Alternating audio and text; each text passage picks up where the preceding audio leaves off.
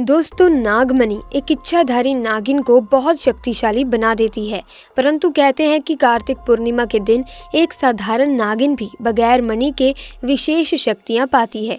परंतु वो शक्तियां सिर्फ उसी पूर्णिमा की रात तक ही उनके पास होती हैं। इन शक्तियों के सहारे नागिन कोई भी रूप धारण कर सकती है, कोई भी आकार ले सकती है, कोई भी भारी चीज उठा सकती है। ऐसे में इच्छाधारी नागिन बहुत भयानक होती है। तो आप भी ध्यान में रखिएगा कि किसी भी लालच में आकर इच्छाधारी नाग नागिन से पंगा ना लें, वरना अंजाम बहुत बुरा हो सकता है। दोस्तों, ऐसे में कभी कभी इंसान लालच में इतनी बड़ी गलती कर बैठता है कि फिर उस गलती को कभी भी ठीक ही नहीं किया जा सकता और बस अंत में पछतावा ही रह जाता है।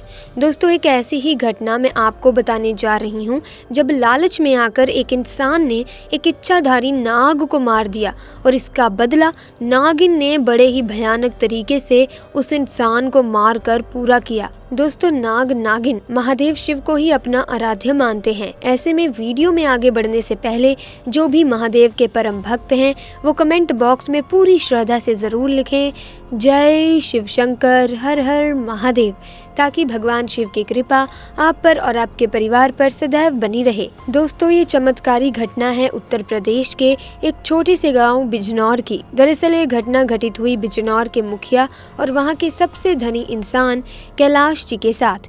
कैलाश जी करीब आज से 5 साल पहले एक साधारण और गरीब व्यक्ति का जीवन व्यतीत करते आ रहे थे।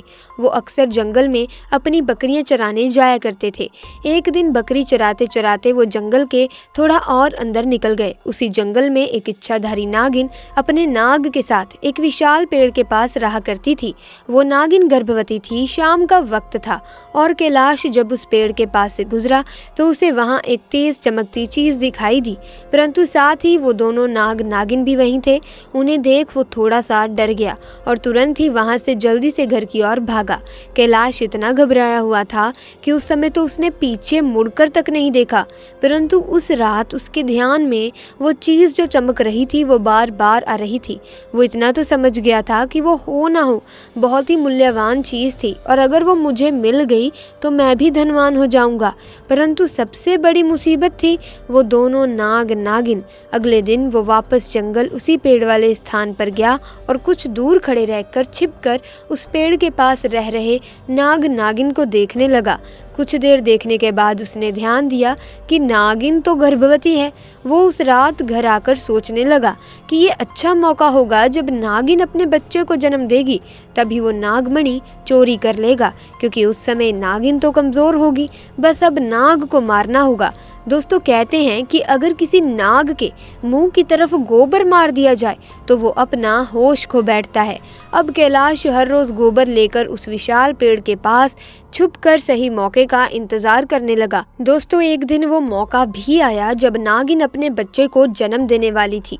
तभी चुपके से कैलाश ने नाग के मुंह की तरफ तेजी से गोबर मारा और फिर एक बड़ा सा पत्थर उठाकर नाग के सर पर दे मारा और नाग मर गया। फिर उसने नागिन और उसके बच्चे को भी मार डाला और मणि को उठाकर जल्दी से घर की तरफ निकल पड़ा। परंतु उधर नागिन किसी तरह बच गई थी और बस बेहोश पड़ी थी। जब नागिन को होश आया और उसने अपने बच्चे और पति को मरा देखा तो उसके दुख दर्द का ठिकाना नहीं रहा। वो उस समय गुस्से से पागल हुए जा रही थी और उसने कैलाश से बदला लेने की ठानी। परंतु मणि चली जाने के कारण वो अपनी शक्तियों का प्रयोग नहीं कर सकती थी, लेकिन अभी भी वो अपना रूप तो बदल सकती थी। इधर कैलाश को जैसे ही मणि मिली उसका तो पूरा जीवन ही परिवर्तित हो गया। उसकी फसल इस बार काफी अच्छी हुई और काफी महंगे भाव में भी बिकी।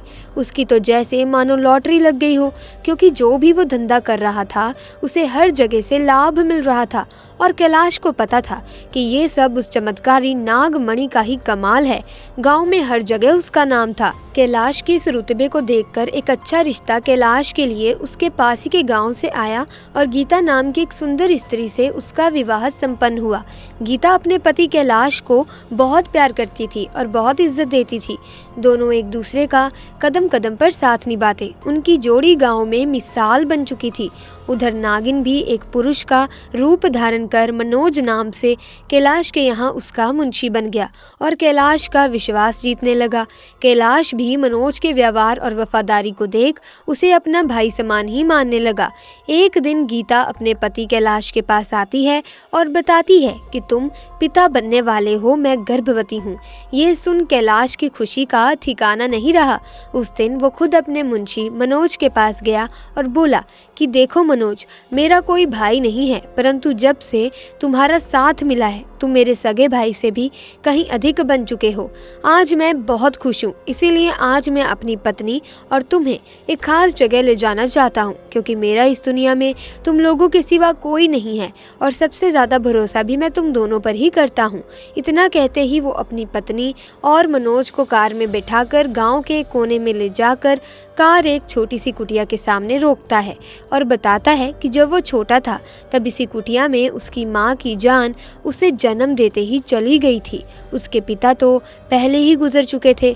तब एक बूढ़े बाबा ने उसकी माँ को वहीं दफना दिया था और कैलाश को उसी बूढ़े बाबा ने पाला था। कैलाश बताता है कि जब भी उसके साथ कोई बुरी घटना घटित होती है या वो बहुत ज़्यादा दुखी होता है तो बस वो इसी कुटिया के पास चला आता है। यहाँ उसे एक अनोखा सुकून मिलता है। कैलाश आगे बताता है कि आज तुम दोनों को मैं इसीलिए यहाँ लाया हूँ क्योंकि तुम दोनों अब मेरी ज़िंदगी का एक अहम हिस्सा बन चुके हो। दोस्तों, ये सुन सभी की आंखों में पानी भर आता है। कुछ देर रुकने के बाद जब वे वापस पहाड़ी से होते हुए घर की ओर जाते हैं तो अचानक उनकी गाड़ी पहाड़ी पर एक बड़े पत्थर से टकराती है और गाड़ी को जोर का झटका लगता है, जिसके कारण कैलाश तो कार में ही फंसा रहता है, परंतु उसकी पत्नी गीता पहाड़ से नीचे गिर एक पेड़ पर अटक जाती है और उस पेड़ के ठीक नीचे बहुत ही गहरी खाई थी। दोस्तों, वो रात कार्तिक पूर्णिमा की ही थी।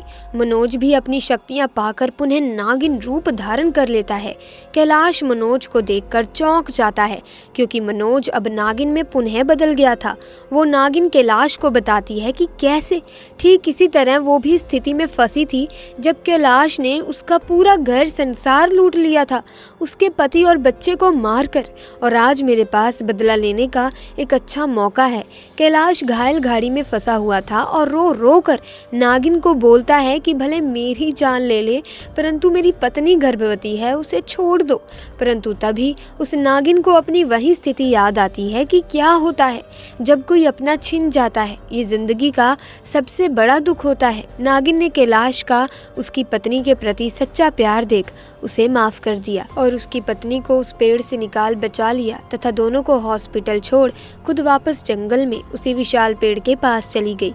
जब कैलाश हॉस्पिटल से स्वस्थ होकर अपनी पत्नी के साथ घर वापस लौटा तो उसे अपनी गलती का एहसास हुआ और उसने जाना कि उसने जाने अनजाने में लालच में कितनी बड़ी गलती करी है। वो नागमणि को लेकर उसी विशाल पेड़ के पास गया और उस पेड़ के पास उस नागमणि को रख फूट फूट कर रोने लगा और शाम को घर वापस आ गया। तो दोस्तों, आज की वीडियो में बस इतना ही। मिलेंगे अन्य वीडियो में नई घटना के साथ। अगर आपको ये वीडियो अच्छी लगी तो लाइक करें, शेयर करें और साथ ही चैनल को सब्सक्राइब करके बेल आइकन को प्रेस कर दें ताकि नए वीडियोस की अपडेट आपको मिलती रहे। आपका बहुत बहुत धन्यवाद।